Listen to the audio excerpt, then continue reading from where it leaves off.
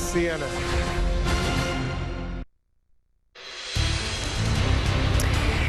Well, we have been talking about this new bipartisan plan and if it has legs. Just moments ago, Senator Susan Collins came out of a meeting and said they are making progress, but they're not there yet. Let's talk about that. Joining us now from Miami, HLN contributor and Hiram College professor Jason Johnson, and in Atlanta, Daily Beast contributor Patricia Murphy. Good morning to the both of you. Good morning.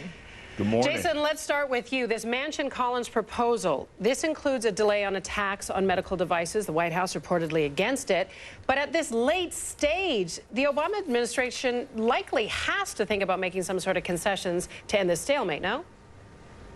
Well, they don't really have to think about making concessions. There's still the 51 votes options in the Senate. But I think what's going to happen is this. The Republicans need to take something back to their sort of extreme base in the House, and the medical device tax is something fairly easy. You've got Democrats and Republicans who don't like it, and I think in the end, the Republicans in the House are going to have to cave. I don't think this bill, the Collins-Manchin bill, as it's currently formed, is going to be the final deal, but the Senate probably will pass it at the last minute, force the House to move it through, and maybe the shutdown and the debt ceiling will be fixed by Thursday. The president certainly has made his points very clear, seemingly dug his heels in on a lot of things. Patricia, what is your thought? Yeah, I'm honestly not as optimistic as Jason is here on this one. I think with the medical device tax, actually a majority of Democrats and Republicans are willing to get rid of that, but the Tea Party Republicans in the House consider that just pocket change. That is not remotely near the changes that they want to see in this. And you have to sort of wonder who is going to ride to the rescue here. There are terrible relations between all of the people negotiating these deals with each other. Harry Reid and Mitch McConnell do not get along. John Boehner, most Democrats don't trust that he can even get a deal through his caucus. Even if the Senate passes a bill, even if it passes with 70 votes, we've seen with immigration that makes not one bit of difference among House Republicans what the Senate is doing these days. So I really don't see a path forward given who is in the room making these decisions and the caucuses that have to be able to pass these bills through them.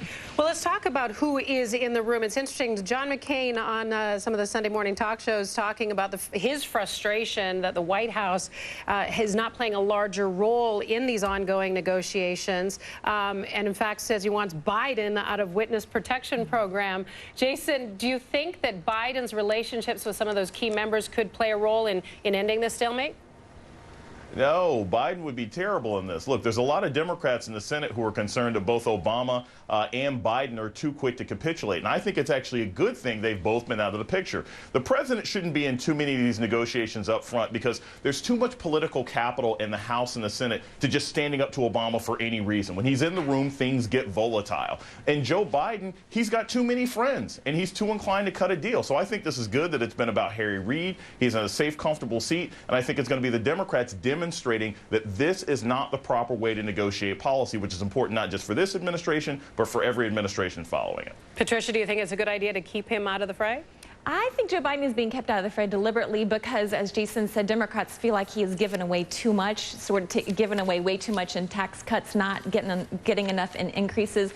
I think it's a mistake to keep him out of it if anybody really wants a deal. But the White House says they're not going to negotiate, and Joe Biden negotiates. That's what he does. So I think, again, him not being in the room is another sign to me of the fact that this is really not going anywhere quickly. And you have to remember, even if all sides come to an agreement, you have to write that legislation, you have to let CBO score that legislation, you have to schedule the votes and make them happen. So this is not a process that happens overnight, and it really is up to John Boehner what he is willing to do. A lot of Senate Democrats don't want to put Boehner in a bad position that he wouldn't be able to get something through his own caucus because they believe he's really the only stabilizing force over there on that side. So a lot of moving parts, and none of them seem to be moving forward. Well, they're down to the wire, and even though there are a lot of moving parts, people are anxious for them to make some sort of deal happen and soon. Jason Johnson, Patricia Murphy, thank you for joining us this morning. Important to move those parts as fast as possible, to be sure. Still